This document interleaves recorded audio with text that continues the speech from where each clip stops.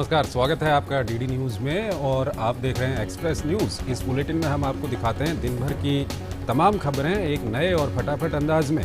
तो आइए शुरुआत करते हैं फटाफट खबरें और आइए अब शुरुआत करते हैं।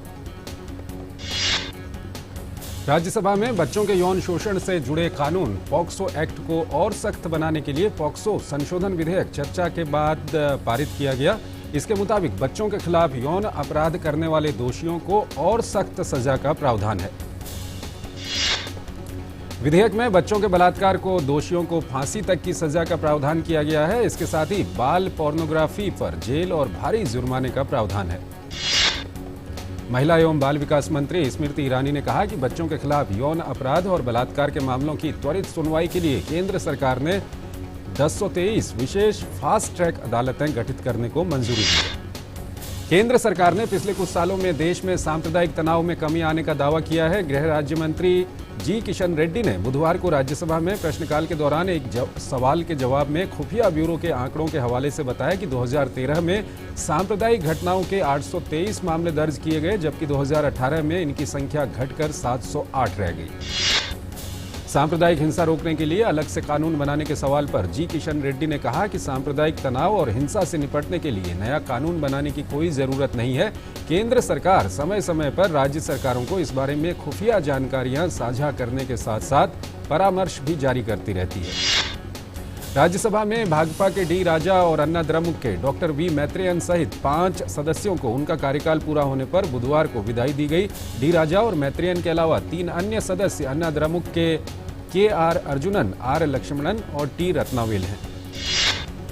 सदन के नेता थावरचंद गहलोत ने कहा कि भले ही उच्च सदन में 5 सदस्यों का कार्यकाल पूरा हो गया हो, लेकिन वो जनता की सेवा करते रहेंगे। मैं उनके बेहतर जीवन की कामना करता हूं। उन्होंने देश की सेवा के लिए खुद को समर्पित किया और देश के विकास के लिए काम किया। कश्मीर मुद्दे पर अमेरिकी राष्ट्रपति डोनाल्ड ट्रंप के दावे पर प्रधानमंत्री नरेंद्र मोदी के स्पष्टीकरण की मांग को लेकर एकजुट विपक्ष ने लगातार दूसरे दिन लोकसभा में हंगामा और सदन से वॉकआउट किया। विपक्षी दलों के सदस्यों ने प्रधानमंत्री के स्पष्टीकरण की मांग करते हुए लोकसभा में हंगामा किया और आसन के समीप आकर नारेबाजी की। केंद्र सरकार ने स्पष्ट किया है कि पश्चिम बंगाल का नाम बदलकर बांग्ला करने के लिए संविधान संशोधन करने का कोई प्रस्ताव नहीं है। गृह राज्य मंत्री नित्यानंद राय ने बुधवार को राज्यसभा में प्रश्नकाल के दौरान पश्चिम बंगाल का नाम बदलने से जुड़े तृणमूल कांग्रेस की ओर से पूछे गए सवाल के जवाब में ये कहा। राज्यसभा में विपक्ष ने सूचना का अधिकार संशोधन विधेयक को प्रवर समिति में भेजने की मांग करते हुए कहा कि वर्तमान संसदीय सत्र में उच्च सदन में अभी तक जो 14 विधेयक पारित किए गए हैं, उनमें से किसी को भी स्थायी समिति या प्रवर समिति में नहीं भेजा गया। रक्षा मंत्री राजनाथ सिंह ने आज लोकसभा में स्पष्ट किया कि कश्मीर देश के राष्ट्रीय स्वाभिमान से जुड़ा विषय है और इस पर किसी तीसरे पक्ष की मध्यस्थता का प्रश्न ही नहीं उठता। उन्होंने कहा, राष्ट्रीय स्वाभिमान को लेकर हम किसी भी कीमत पर समझौता नहीं करेंगे। राजनाथ सिंह ने कहा कि जून के महीने में अमेरिकी राष्ट्रपति डोनाल्ड ट्रंप और भारतीय प्रधानमंत्री नरेंद्र मोदी के बीच वार्ता हुई थी। इस बारे में विदेश मंत्री एस जयशंकर ने स्पष्ट कर दिया था कि कश्मीर मुद्दे पर कोई बातचीत नहीं हुई थी। इस विषय पर जयशंकर का बयान सबसे प्रामाणिक है। इस मुद्दे पर लोकसभा में जब रक्षा मंत्री राजनाथ सिंह बोलने के लिए खड़े हुए, तब संप्रग नेता सोनिया गांधी के नेतृत्व में कांग्रेस, द्रमुक सहित कुछ विपक्षी दलों ने सदन से वॉकआउट किया। लोकसभा ने विधि विरुद्ध क्रियाकलाप निवारण संशोधन विधेयक 2019 को मंजूरी दी। इसका उद्देश्य आतंकवाद से संबंधित मामलों की जांच और अभियोजन की प्रक्रिया में कई कठिनाइयों को दूर करना है। विधि विरुद्ध क्रियाकलाप निवारण संशोधन विधेयक को विचार करने के लिए रखे जाने का विरोध करते हुए AIMIM के असदुद्दीन ओवैसी ने अध्यक्ष से मत विभाजन की मांग की। सदन ने ओवैसी की आपत्तियों को 8 के मुकाबले 287 मतों से अस्वीकार कर दिया। विधेयक पर हुई चर्चा का जवाब देते हुए गृह मंत्री अमित शाह ने कहा कि आतंकवाद को जड़ से उखाड़ने के लिए देश में कठोर से कठोर कानून की जरूरत है। गृह राज्य मंत्री जी किशन रेड्डी ने बताया कि वर्ष 2009-2013 की तुलना में वर्ष 2014-2018 के दौरान नक्सली हिंसा में 43% की कमी आई है। रेड्डी ने बताया कि वर्ष 2018 में नक्सली हिंसा से प्रभावित जिलों की संख्या घटकर केवल 60 रह गई, जिससे पता चलता है कि इसके भौगोलिक प्रसार में कमी आई है। AIMIM के नेता असदुद्दीन ओवैसी ने UAPA कानून के दुरुपयोग के लिए कांग्रेस को जिम्मेदार ठहराते हुए लोकसभा में कहा कि सत्ता से बाहर होते ही कांग्रेस मुसलमानों की बिग ब्रदर बन जाती है। लोकसभा ने अनियंत्रित जमा योजना पाबंदी विधेयक 2019 को मंजूरी प्रदान की, जिसमें अविनियमित जमाओं और पोंजी स्कीमों की बुराई को रोकने और ऐसी योजनाओं को प्रतिबंधित करने की बात कही गई है। निचले सदन में अविनियमित निक्षेप स्कीम पाबंदी विधेयक 2019 पर चर्चा का वित्त राज्य मंत्री अनुराग ठाकुर ने जवाब दिया। उन्होंने कहा कि गरीबों से जुड़े इस विधेयक पर सभी दलों का समर्थन ये दर्शाता है कि जब कोई गरीबों की गाढ़ी कमाई का पैसा लूटने का प्रयास करता है तो पूरा सदन उन्हें बचाने के लिए एकजुट हो जाता है। सरकार ने सीमा पार से घुसपैठ की घटनाओं में तेजी से गिरावट आने का दावा किया है। असम में बांग्लादेश की सीमा से अब तक घुसपैठ की कोई घटना दर्ज नहीं की गई है। गृह राज्य मंत्री नित्यानंद राय ने राज्यसभा में सीमा पर घुसपैठ रोकने के लिए किए जा रहे उपायों से जुड़े एक सवाल के जवाब में ये जानकारी दी। केंद्र सरकार ने स्पष्ट किया है कि भीड़ हिंसा का संबंध किसी दल विशेष से नहीं है। गृह राज्य मंत्री जी किशन रेड्डी ने राज्यसभा में एक सवाल के जवाब में बताया कि प्राप्त तथ्यों के आधार पर यह कहा जा सकता है कि देश में मॉब लिंचिंग का एक समान स्वरूप नहीं है। केंद्र सरकार ने स्पष्ट किया है कि पश्चिम बंगाल का नाम बदलकर बांग्ला करने के लिए संविधान संशोधन करने का कोई प्रस्ताव नहीं है। गृह राज्य मंत्री नित्यानंद राय ने राज्यसभा में सवाल के जवाब में कहा कि फिलहाल इस मामले में संविधान संशोधन का कोई प्रस्ताव नहीं है। विपक्ष ने सूचना का अधिकार विधेयक को प्रवर समिति में भेजने की मांग की है। नेता प्रतिपक्ष गुलाम नबी आजाद ने भोजनावकाश के बाद बैठक शुरू होने के बाद ये मुद्दा उठाया। भाजपा की वरिष्ठ नेता सुषमा स्वराज ने बुधवार को कहा कि यह हैरान करने वाली बात है कि ममता बनर्जी के नेतृत्व वाले पश्चिम बंगाल में राजनीतिक हत्याएं हो रही हैं, जबकि वो खुद भी राजनीतिक हिंसा की शिकार रही हैं।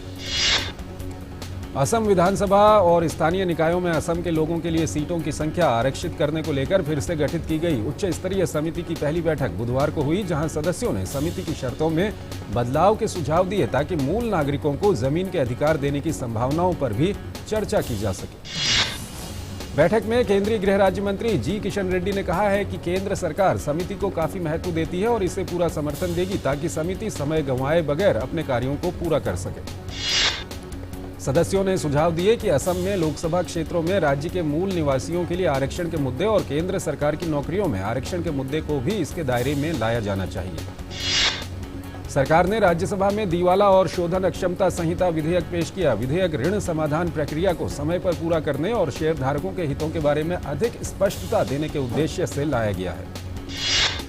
विधेयक के कारणों एवं उद्देश्यों के अनुसार मूल कानून में प्रस्तावित संशोधनों से आवेदनों को समय रहते स्वीकार किया जा सकेगा और नियमित दिवाला समाधान प्रक्रिया को समय रहते पूरा किया जा सकेगा। दक्षिण कश्मीर स्थित पवित्र अमरनाथ गुफा के दर्शन के लिए जा रहे तीर्थयात्रियों में से पिछले 24 घंटे में 4 लोगों की मौत हुई है। अधिकारियों ने बुधवार को बताया कि 1 जुलाई से शुरू हुई यात्रा के दौरान अब तक 30 लोगों की मौत हो चुकी है। दक्षिण कश्मीर हिमालय में वार्षिक अमरनाथ यात्रा के लिए भगवती नगर आधार शिविर से 2723 तीर्थयात्रियों का 23वां जत्था बुधवार को रवाना हुआ। तीर्थयात्रियों में 626 महिलाएं, 5 बच्चे और 141 साधु संत शामिल हैं। ये तीर्थयात्री तड़के कड़ी सुरक्षा व्यवस्था के बीच 100 वाहनों के काफिले से घाटी के लिए रवाना हुए। वैश्विक नवोन्मेष सूचकांक में भारत की छलांग पर केंद्रीय मंत्री पीयूष गोयल ने कहा, ये उपलब्धि प्रधानमंत्री नरेंद्र मोदी के कुशल नेतृत्व और देश में नवोन्मेष के लिए बनाए गए माहौल के कारण ही संभव हो पाया है। अनाधिकृत कॉलोनियों पर दिल्ली के सीएम अरविंद केजरीवाल ने कहा, हम केंद्र की सभी शर्तों को स्वीकार करते हैं। इस समय हमारा एक ही उद्देश्य है, कच्ची कॉलोनियों में उचित सड़कों और रजिस्ट्रियों को सुनिश्चित करना। कच्ची कॉलोनियों में उचित सड़कों और रजिस्ट्रियों को सुनिश्चित करना। और इस अगली खबर की ओर चलते हैं। बीजेपी विधायक रामलाल शर्मा ने राजस्थान विधानसभा सत्र के दौरान पानी की समस्या का मुद्दा उठाया। उन्होंने कहा कि अगर सरकार पानी की समस्या का समाधान जल्दी नहीं करती तो लोगों को पानी की किल्लत का सामना करना पड़ेगा। कर्नाटक में भारी बारिश से जनजीवन प्रभावित हो रहा है। राज्य में मौसम विभाग ने अलर्ट जारी किया है। इसके साथ ही आज उडुपी में स्कूल कॉलेज बंद रहे। पंजाब विधानसभा का मानसून सत्र 2 से 6 अगस्त तक चलेगा। मुख्यमंत्री अमरिंदर सिंह और उनके कैबिनेट मंत्री रहे सिद्धू के बीच खींचतान के बाद सत्र हंगामेदार रह सकता है। पंजाब के जालंधर में बीएसएफ ने 5 कारगिल विजय दिवस के अवसर पर 5 किलोमीटर की दौड़ का आयोजन किया। अपने शहीदों को याद में इस मैराथन का आयोजन किया गया। 1 हफ्ते तक के कारगिल विजय दिवस के जश्न में हर तबका शामिल हो रहा है। 26 जुलाई को कारगिल विजय दिवस का मुख्य कार्यक्रम।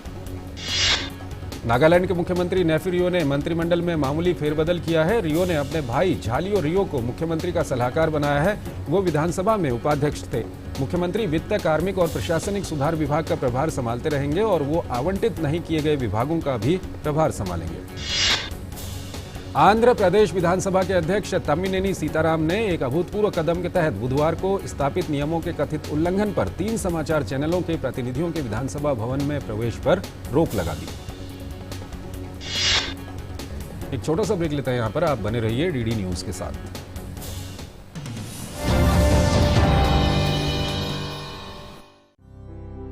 एक मंदिर, दरगाह या गुरुद्वारा नहीं छोड़ा था जहां इसकी मिलने की मन्नत ना मांगी हो। स्टेशन पर खो गई थी ये रितु, मेरी बेटी।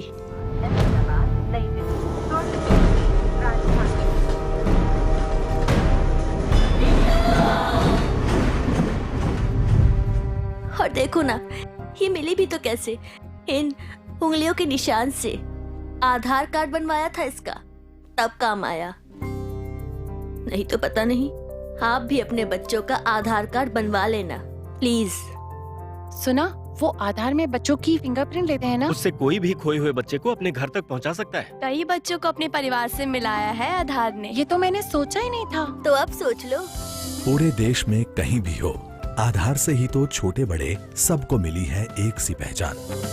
तो पेरेंट्स, आधार अपना लो, फायदे में रहोगे।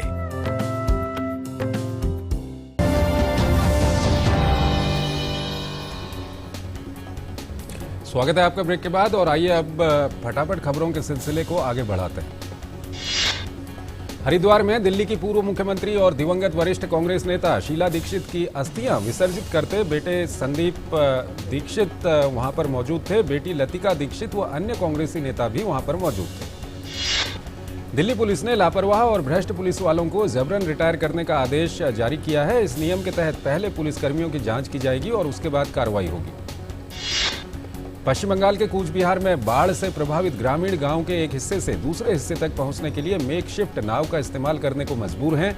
कूच बिहार में बाढ़ ने जनजीवन को पटरी से उतार दिया।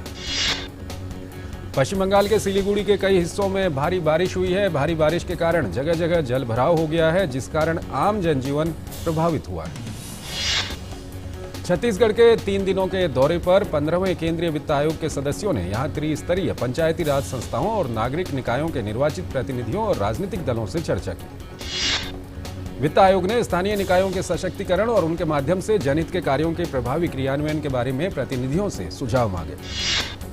शेयर बाजारों में बुधवार को बीएसई सेंसेक्स 135 अंक और नेशनल स्टॉक एक्सचेंज का निफ्टी 11,300 अंक के नीचे आ गया।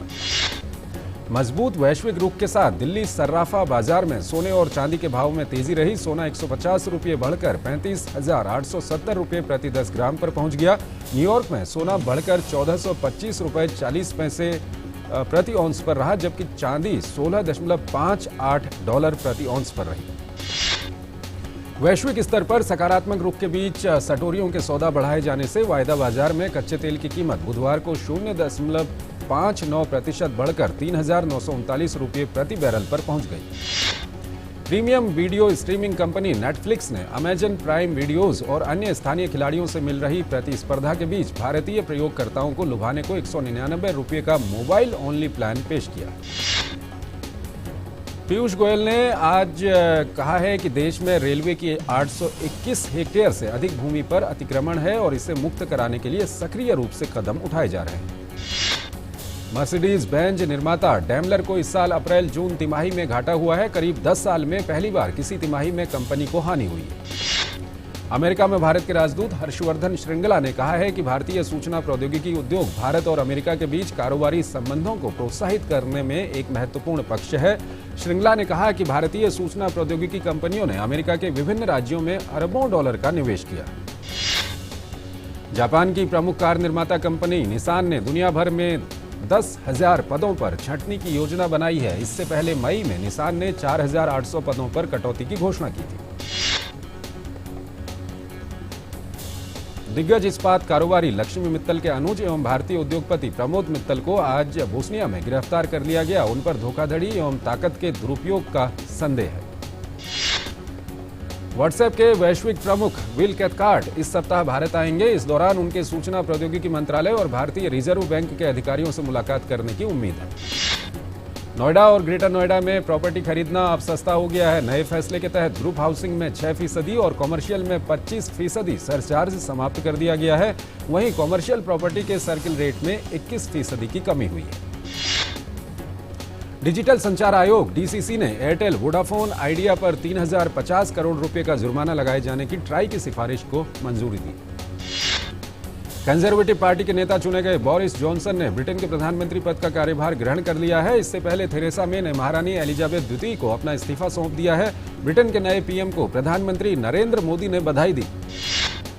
पाकिस्तान के पूर्व राष्ट्रपति जनरल परवेज मुशर्रफ के खिलाफ चल रहे देशद्रोह के मुकदमे में विशेष अदालत ने 1 महीने के लिए स्थगित मुकदमे को कर दिया है, क्योंकि सरकार बचाव पक्ष का वकील नियुक्त करने में असफल रही। इजरायल ने बुधवार तड़के सरकार और इसके सहयोगियों के नियंत्रण वाले सीरियाई सैन्य ठिकानों पर एक मिसाइल हमला किया। इजरायल के नियंत्रण और कब्जे वाले गोलान हाइट्स के निकट देश के दक्षिणी हिस्से में मिसाइल दागी गई। अमेरिकी सीनेट ने अगले रक्षा मंत्री के तौर पर मार्क एस्पर के नाम पर मुहर लगा दी। पिछले साल के अंत में अमेरिका के रक्षा मंत्री के पद से जेम्स बैटिस के इस्तीफे के बाद एस्पर को इस पद के लिए पिछले महीने नामित किया गया था। पाकिस्तान के बलूचिस्तान प्रांत में आईईडी विस्फोट में 2 लोगों की मौत हो गई और 22 से अधिक लोग घायल हो गए। तेजपुर केंद्रीय जेल के हिरासत शिविर में रखे गए 9 बांग्लादेशियों को उनके देश वापस भेजने के लिए उन्हें रिहा कर दिया गया।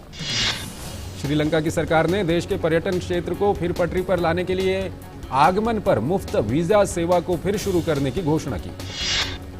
विवादित दक्षिण चीन सागर में अपने दावे की मजबूती के मकसद से फिलीपींस क्षेत्र में मौजूद अपने सबसे बड़े द्वीप पर पर्यटकों के लिए होटलों का निर्माण होने वाला है। चीन के थियानमेन चौक पर 1989 में लोकतंत्र समर्थक छात्रों पर सत्तारूढ़ कम्युनिस्ट पार्टी के दमन के पुरजोर समर्थक रहे चीन के पूर्व प्रधानमंत्री ली पेंग का बीजिंग में निधन हो गया है। उन्हें बुचर ऑफ बीजिंग के नाम से जाना जाता है। चीन के दक्षिण पश्चिम गुइझोउ प्रांत के एक गांव में हुए भूस्खलन की घटना में कम से कम 11 लोगों की मौत हो गई, जबकि 34 अन्य लापता। चीन ने चेतावनी देते हुए कहा है कि अगर ताइवान स्वतंत्रता की ओर बढ़ा तो युद्ध छिड़ सकता है। आयरलैंड ने लॉर्ड्स पर एकमात्र टेस्ट में वर्ल्ड चैंपियन इंग्लैंड को पहले ही दिन 85 रन पर आउट कर दिया। इंग्लैंड ने अपने पहले 5 विकेट सिर्फ 23 गेंदों में गंवा दिए।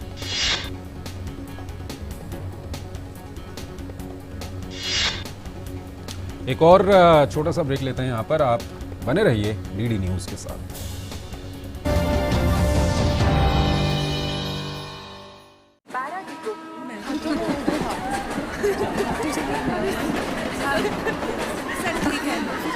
आजा।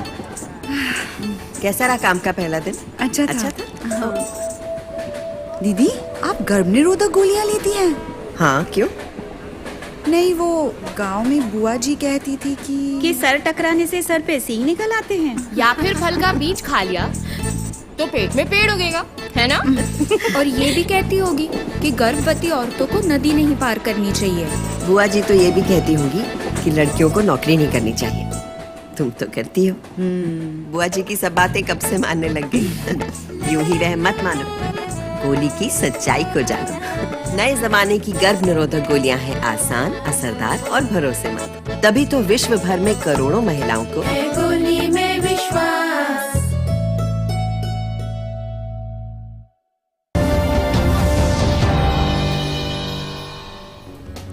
स्वागत है आपका ब्रेक के बाद और आइए आगे चलते हैं और फटाफट खबरों के सिलसिले को आगे बढ़ाते हैं। शय और मात के खेल शतरंज में अपने धैर्य से प्रतिद्वंद्वी को गलती करने पर मजबूर करने वाली एस विजयलक्ष्मी ने वर्ष 2000 में 24 जुलाई के दिन देश की पहली महिला ग्रैंड मास्टर होने का गौरव हासिल किया था। भारतीय हॉकी खिलाड़ी देवेंद्र वाल्मीकि और हरजीत सिंह ने नीदरलैंड के क्लब HCG के साथ 2019-2020 सत्र के लिए अनुबंध किया है और इस दौरान वो आगामी यूरो हॉकी लीग के मैचों में खेलेंगे।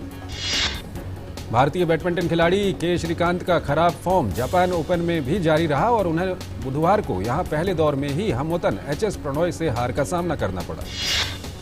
जापान ओपन में समीर वर्मा भी पहले दौरे से आगे नहीं बढ़ पाए और डेनमार्क के एंडर्स एंटोनसेन से सीधे गेम में हार गए। पूर्व भारतीय कप्तान सौरव गांगुली ने अनुभवी अजिंक्य रहाणे और युवा शुभमन गिल को वेस्टइंडीज दौरे के लिए एक दिवसीय टीम में नहीं चुनने पर सवाल उठाए और चयन समिति से अपनी नीतियों में निरंतरता बनाए रखने का आग्रह किया। एशियाई महाद्वीप में 12 साल बाद होने वाले टोक्यो ओलंपिक की उल्टी गिनती शुरू हो गई है और इस खेल महाकुंभ के उद्घाटन समारोह से ठीक एक साल पहले बुधवार को यहां पहली बार इसके स्वर्ण, रजत और कांस्य पदकों को सार्वजनिक तौर पर प्रदर्शित किया गया। टोक्यो ने इससे पहले 1964 में ओलंपिक का आयोजन किया था, जबकि एशिया महाद्वीप में आखिरी ओलंपिक 2008 में बीजिंग में हुए थे। बताया जा रहा है कि जापान ने इन खेलों की मेजबानी पर लगभग 20 अरब डॉलर खर्च किए हैं। हालांकि ओलंपिक आयोजन पर होने वाले खर्चों का सटीक अनुमान लगाना मुश्किल है। खेलों के लिए 8 नए स्टेडियम तैयार किए जा रहे हैं। टोक्यो में आईओसी समन्वयक दल के प्रमुख ने कहा, उत्साह लगातार बढ़ रहा है। आप टिकटों की बिक्री में अभूतपूर्व दिलचस्पी से इसका अनुमान लगा सकते हैं। जापानी लोगों की टिकटों की मांग आपूर्ति से 10 गुना या इससे अधिक है। रूसी मुक्केबाज मैक्सिम दादाशेव की मैरीलैंड में एक मुकाबले के दौरान सिर में चोट लगने के बाद अस्पताल में मौत हो गई। वो सुबरियल मैतियास के खिलाफ मुकाबले के दौरान चोटिल हो गए थे। पहलवान और रूस के राजनेता आर्तुर तेमाजोव से डोपिंग के कारण दूसरा ओलंपिक स्वर्ण पदक भी छीन लिया गया है। तेमाजोव से 2012 लंदन ओलंपिक का 120 किलोग्राम वर्ग का स्वर्ण पदक वापस लिया गया। इंग्लैंड और ऑस्ट्रेलिया के बीच आगामी एशेज श्रृंखला के दौरान टेस्ट क्रिकेट में पहली बार क्रिकेटरों की सफेद जर्सी पर उनका नाम और नंबर लिखा नजर आएगा। भारत के एकल खिलाड़ी अंकिता रैना और सुमित नागल अलग अलग टूर्नामेंट में पहले दौर में बाहर हो गए। देश की नंबर 1 महिला खिलाड़ी Ankita Baltic open tennis tournament के पहले दौर में आसानी से हार गई।